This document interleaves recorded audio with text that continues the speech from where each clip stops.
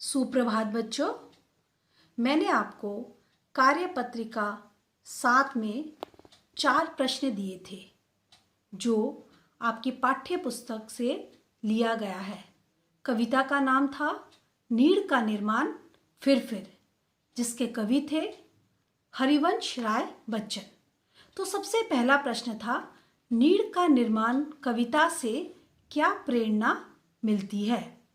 तो इसका उत्तर यह है कि नीड़ का निर्माण कविता से हमें यह प्रेरणा मिलती है कि दुखी और निराश जीवन में भी जीने की आशा सदैव मनुष्य को बनाए रखनी चाहिए। नंबर 2 प्रश्न था, हरिवंश राय बच्चन के माता पिता का क्या नाम है?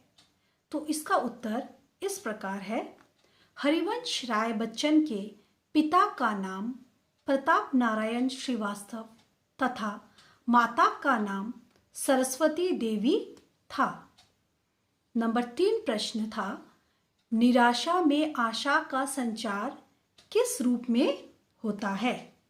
तो इसका उत्तर इस प्रकार है, निराशा में आशा का संचार प्रेम और स्नेह के रूप में होता है। जब हम बहुत दुखी होते हैं, निराश होते हैं, तब यदि हमारे अंदर कोई प्रेम और स्नेह का आशा रूपी वातावरण उत्पन्न कर दे तो हमारा मन बहुत खुश हो जाता है। ठीक है।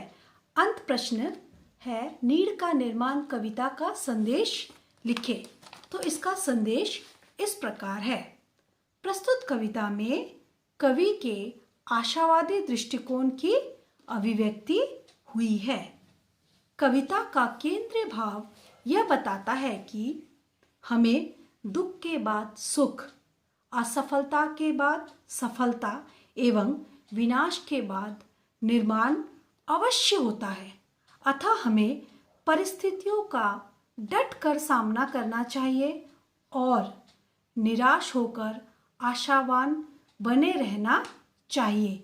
हमें सदैव आशावादी परिस्थिति में ही आगे बढ़ना चाहिए। हमें निराश नहीं होना चाहिए, क्योंकि इस सृष्टि का नियम ही है, निराशा के बाद आशा आता है और आशा के बाद निराशा।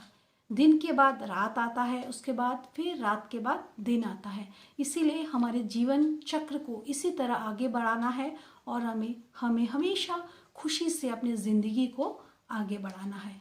तो आपने अपने प्रश्न के उत्तर मिला लिए होंगे बच्चों। आप लोग इसे ठीक से पढ़ो और अपनी कॉपी में अपने शब्दों में इसके उत्तर बनाकर लिखिए। धन्यवाद।